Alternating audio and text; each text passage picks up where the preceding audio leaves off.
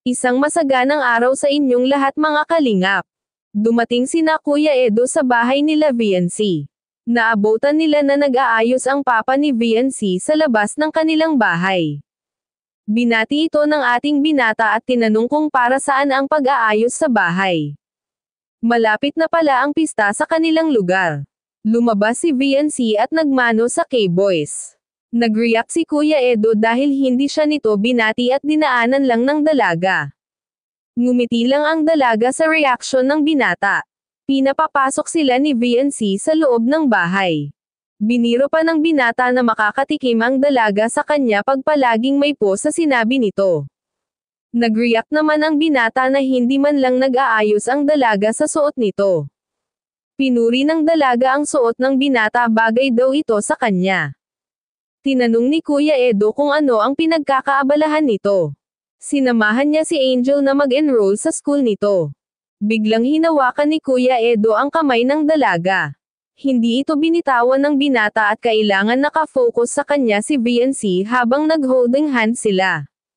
Hindi niya binitawan ang kamay hanggat tinatawag itong po ng dalaga. Pinapromise ng binata na nakataas ang kamay na hindi na magsabi ng po. Gusto nan bumitaw ni VNC sa pagkakahawak ng binata pero hindi talaga ito binitawan. Hinulaan pa ang mga guhit ng kamay nito. Sabi sa hula ni Kuya Edo na may lalaking darating sa buhay ng dalaga. At kaharap niya ito sa kasalukuyan. Sabi ni VNC ay nahiya siya dahil magaspang ang kamay niya. Kinukumusta ng binata ang pag-practice ng motor ng dalaga. Hindi pa raw siya marunong mag-drive at mag-ingat iwas sa disgrasya. Napansin ni VNC na pinawisan na ang binata. Hindi makatingin ng diretso ang dalaga sa mata ng binata habang sila nag-uusap. Kumuha muna si VNC ng tubig para mainom ni Kuya Edo. Nag-request si Kuya Edo na umawit si VNC. Umawit si VNC pero halatang nahihiya sa binata. Maganda ang boses ni VNC at tahimik lang si Kuya Edo habang nakinig sa awit ng dalaga. Nag-request din si VNC na dapat aawit din si Kuya Edo. Napilitan si Kuya Edo na awitin ang paborito nitong kanta. Hanggang sa chorus ay nagduet silang dalawa. Enjoy silang dalawa sa kantahan habang hawak na naman ni Kuya Edo ang kamay ng ating magandang dalaga.